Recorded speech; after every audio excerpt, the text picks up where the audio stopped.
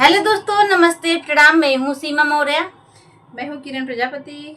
तो दोस्तों, आप सबके बीच में बहुत प्यारा, बहुत सुंदर लाचारी गीत लेके आए हैं। दोस्तों, बहुत सुंदर है। आप लोग गीत को पूरा सुनिए और आनंद लीजिए। गीत कैसा लगा आप लोग कमेंट करके जरूर बताइएगा। गीत अच्छा लगा तो आप लोग शेयर, सब्सक्राइब, लाइक जरूर करिएगा। और भैया यही मत भूल जाए, ये जरूर दे दे है। भूल जाते हैं, कभी कभी लोग भूल जाते हैं, करते नहीं है लाइक। तो चलो आवाज सुनावत है, बहुत प्यारा लाचारी गीत। आप लोग सुने, कमेंट करके जरूर बताओ। फुलवाच सुनेंगे तभी समझ गीत में का आएगा आनंद कि मिलेगा। गीत में क्या है। दोस्तों, आप लोग फुलवाच नहीं सुनते हैं, इसलिए गीत का आनंद नहीं मिलता है। तो आइए सुनाते हैं लाचारी गीत। खोली देता प्रेम माँ के बोली प्रीतम धीरे धीरे। खोली देता प्रेम माँ के बोली प्रीतम धीरे धीरे। एक दिन आवता प्रीतम ने बुला के नीचे नीचे।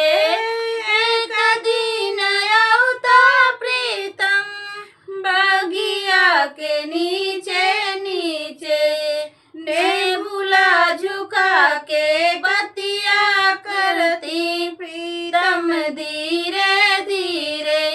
डलिया झुका के बतिया करती प्रीतम धीरे धीरे। खोली देता प्रेम माँ के बोली प्रीतम धीरे धीरे। खोली देता प्रेम माँ के बोली प्रीतम धीरे धीरे।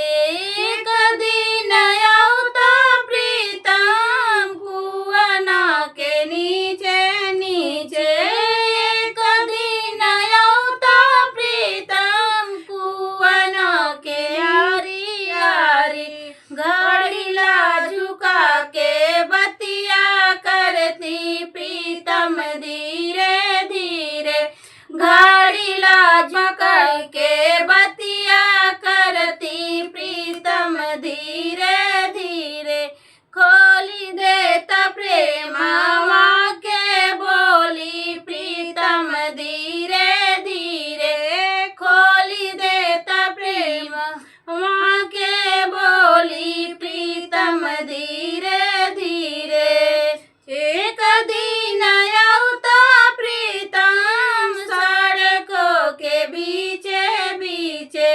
एक दिन आवता प्रीतम सड़कों के यारी यारी। बसिया रुका के बतिया करती प्रीतम धीरे धीरे।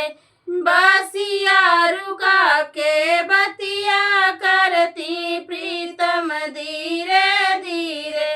खोली देता प्रेम माँ के बोली प्रीतम धीरे धीरे। खोली देता प्रेम माँ के बोली प्रीतम धीरे धीरे।